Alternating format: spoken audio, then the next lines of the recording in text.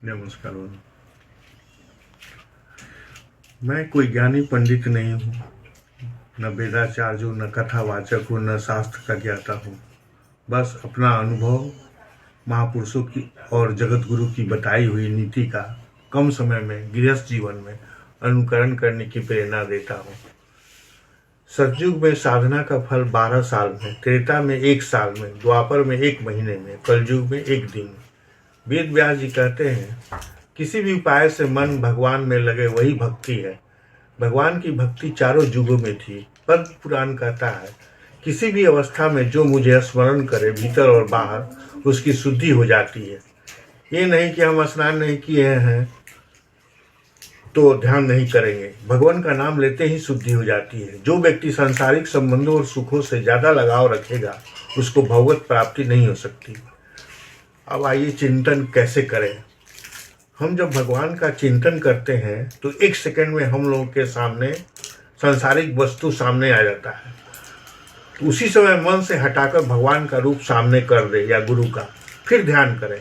अगर फिर आता है तो फिर उसको हटा लें। इस तरह से मन का स्मरण करें।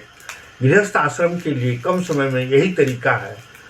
अगर हम भगवान में मन का अनुराग करें तो वही अनुराग भगवान के प्रेम पाने की भीख सही सही मांगे, रोकर, आंसू बहाकर, तो उसी आंसू से हमारा अंतःकरण शुद्ध होगा। तब भगवान अपना दिव्य भक्ति देते हैं और वो एक भगवान के पावर का नाम है। उसी पावर के द्वारा जीव का अंतिम कल्याण होता है। उसी भक्ति से माया भागती है तथा उसी भक्ति के अधीन भगवान होते हैं। भक्त ध्रुव और प्रहलाद भी संसार में नहीं रहना चाहते थे, पर भगवान के आदेश पर कई हजार वर्षों तक राज किए। संसार से मन हटाना ये वैराग्य है, पर शरीर नहीं।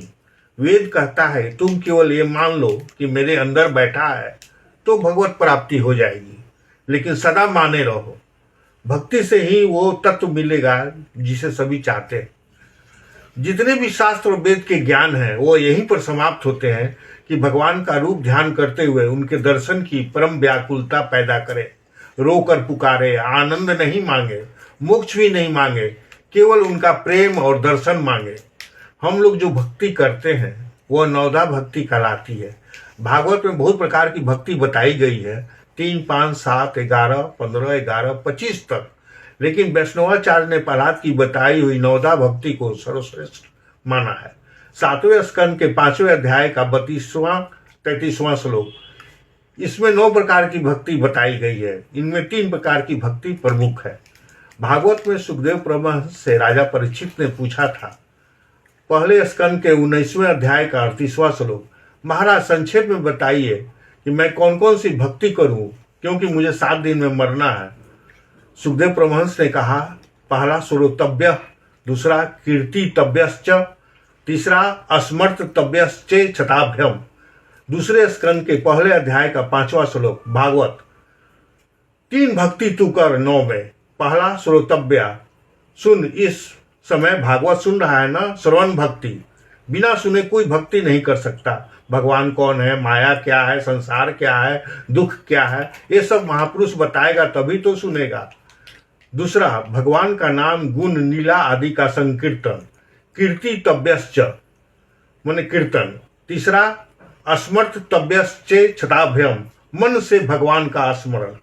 ये प्राण के समान है। तो 3 भक्ति प्रमुख है, श्रवणम, कीर्तनम, तीसरा ध्यानम हरे रद्भुत कर्मणा। 11वें स्कंद के 3 अध्याय का 27वां श्लोक, 9 जोगीश्वरों ने विदेह निमि को यह उपदेश दिया था कि 3 भक्ति प्रमुख है, श्रवण, कीर्तन, स्मरण। इन तीनों में भी सबसे प्रमुख है स्मरण। कुछ न करो, केवल स्मरण। जय हिंद, जय भारत।